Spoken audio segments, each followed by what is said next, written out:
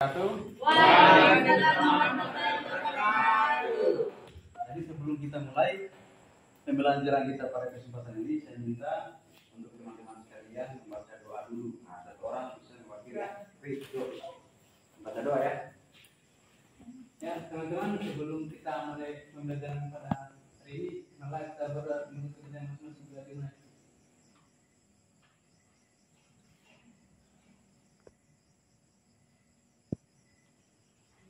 Amin. Saya absen ya? Ya Pak. Siapa yang tidak hadir hari ini? Yusri Pak. Yusri. Terus apa lagi? Yasin Pak. Yasin. Siapa lagi? Intan Pak. Intan. Oke, Intan. Yang lain hadir ya? Ya. Yang disampaikan kepada Yusri dan Yasin untuk minggu depan harap hadir. Besok harap hadir ya? Ya Pak. Jadi ada yang tahu materi kita pada kesempatan ini? Materi kita itu terkait persatuan. Jadi itu biasanya ini kalau di sekitaran kita itu kadang yang kita banyak yang kita saksikan itu suatu kegiatan yang dilaksanakan secara bersama-sama. Entah seperti apa contohnya, misalnya kegiatan yang dilakukan secara bersama-sama. Misalnya kerja bakti. Kalau di desa Bahari ya, desa Bahari biasanya apa? Kasih naik motor. Nah, kasih naik motor itu kan selalunya bareng-bareng. Nah, hal-hal yang seperti itu terkadang kita tidak temukan lagi di desa-desa lain. Dan untuk di fase ini terkadang boleh dibilang 60% kebersamaan itu sudah. Nah, jadi terkait yang contoh seperti di Kampung Bahari itu kasih naik motor itu bagian dari suatu kebudayaan atau bukan? Ya di sisi lain kebudayaan ya? Ya Pak. Di sisi lain kebudayaan. Jadi kebudayaannya itu masih bagus. Kebudayaannya masih mengedepankan kebersamaan. Nah, itulah yang kita akan pelajari pada kesempatan ini terkait persatuan dan kesatuan. Nah, untuk di Bahari kasih naik motor bareng-bareng itu disebut persatuan atau bukan? Persatuan. Ayo kira-kira apa lagi contoh kira-kira yang disebut dengan persatuan? Model-model kegiatan apa saja itu yang menceritakan persatuan? Kalau untuk di Bahari, misalnya di Bahari misalnya acara adat ada kan di Bahari? Iya. Dilaksanakan kapan? Bulan 11 Pak. Bulan 11. Iya. Kira-kira apa sebenarnya alasan sehingga di Bahari masih melestarikan budaya baru itu? Apa yang menjadi alasan untuk teman-teman? Kenapa sampai hari ini masih dilaksanakan itu baru enggak? Kenapa dipertahankan? Jadi kalau saya lihat alasan kenapa sampai dipertahankan itu karena ketika tidak dipertahankan maka situasi sosial yang dari desa Bahari itu mulai akan terpupus dan akan terpecah-pecah. Kenapa? Karena kebudayaan itu ternyata menjadi suatu penguatan, menjadi suatu kekuatan untuk persatuan sendiri. Jadi menciptakan suatu persatuan itu lewat sebuah budaya.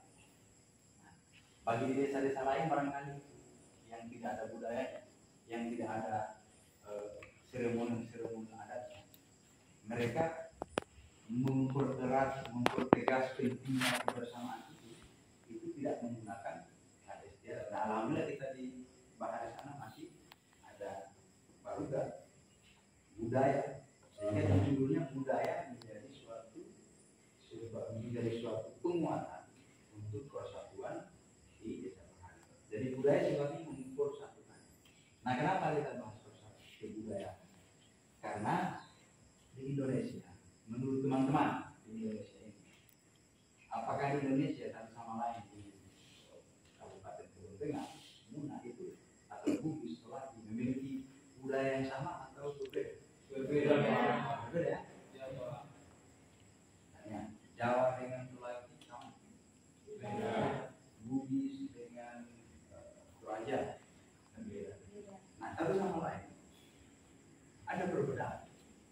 Di Bugis, apakah mereka mempertahankan kebudayaan atau tidak?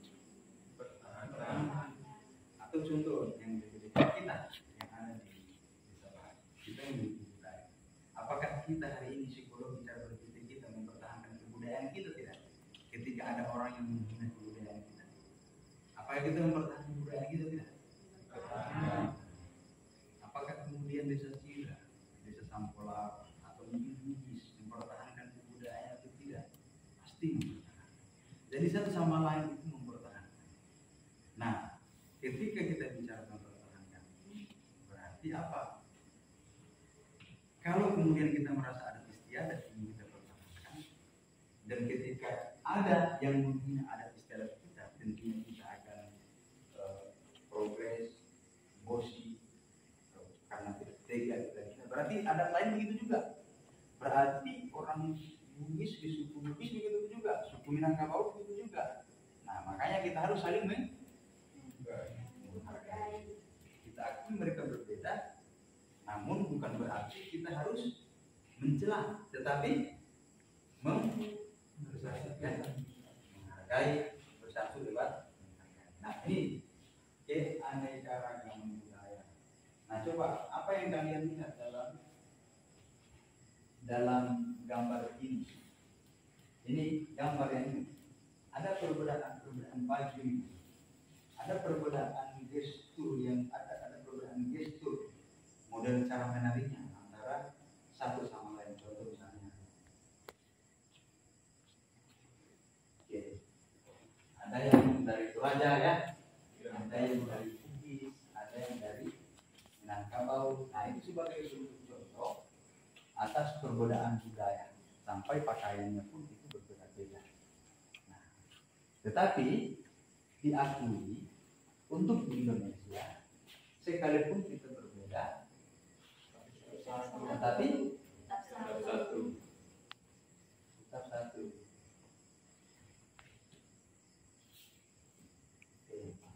Oke, ada yang tahu gambar ini? Apa ini? Burung Garuda kemarin. Burung Garuda. Gimana kalian lihat burung ini?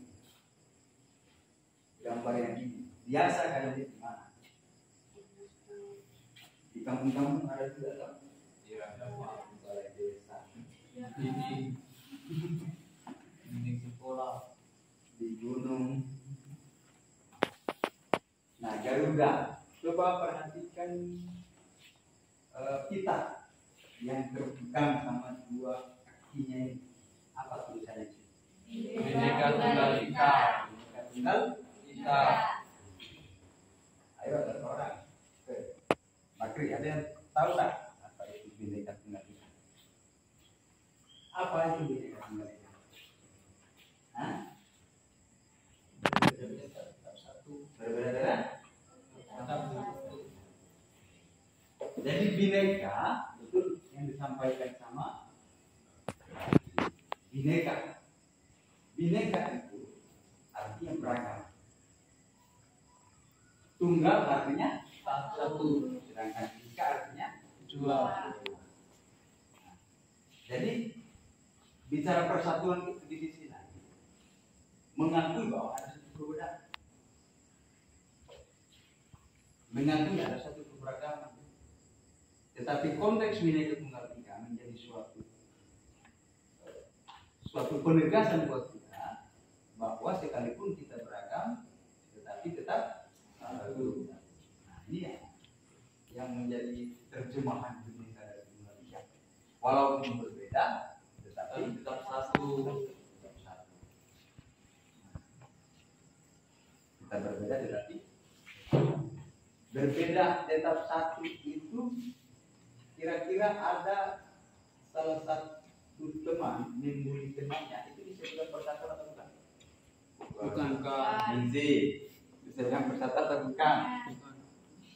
Ayo Ningsi, kira-kira bisa yang ciri-ciri dan kejadian yang tidak disebut sebagai persatuan itu bagaimana? Membuli, terus apa lagi? Mengejek teman. Hah? Mengejek teman. Mengejek teman. Apalagi teman yang berbeda suku, ya kan? Ya. Apalagi teman-teman yang berbeda muka yang kita, itu kan Jangan. Jadi jangan dengan budaya. Berbeda muka pun kita harus saling mengakui. Oke, Bhinneka Tunggal Ika. Nah ini ciri khasnya. Contoh ini orang bermain.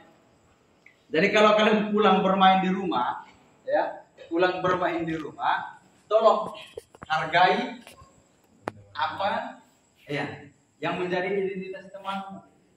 Seperti yang ada pada gambar ini.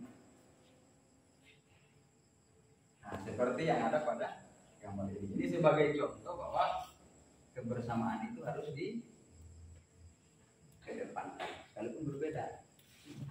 Sekarang saya kasihkan LKPD ya. Saya kasihkan lembar untuk kemudian dikerjakan.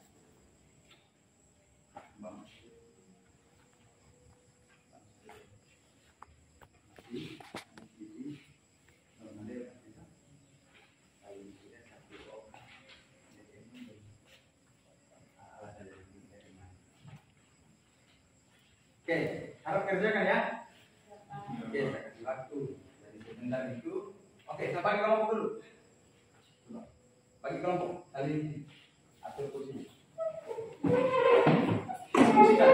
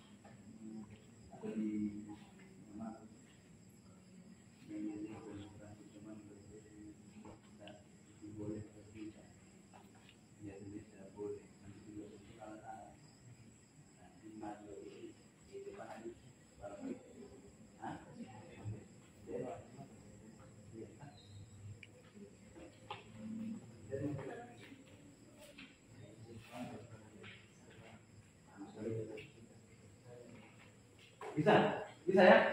Bisa, Pak. Sudah siap? Iya, Pak. Oke. Saya mulai di kelompok 1 ya. Kelompok 1.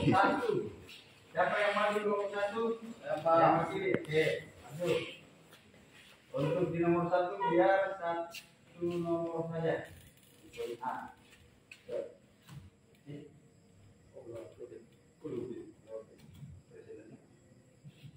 Baik, nomor 1 itu mengintip rambut teman, apakah perlakuan baik?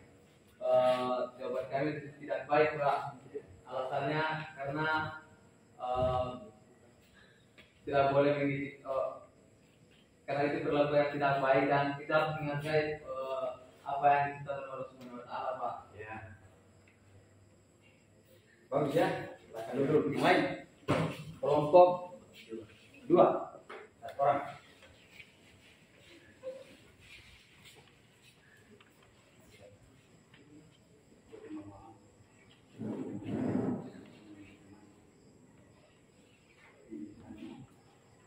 Di nomor 2 itu tentang perilaku mengejek teman. Adapun jawaban dari kami itu tidak boleh karena perbuatan mengejek itu adalah salah satu bullying atau perlakuan tidak baik. Jadi diharapkan teman-teman agar tidak mengejek teman-temannya, apalagi teman-teman yang berbeda suku dan lain-lain. Bagus ya. Jadi yang menjadi materi kita pada kesempatan ini terkait persatuan dan kesatuan.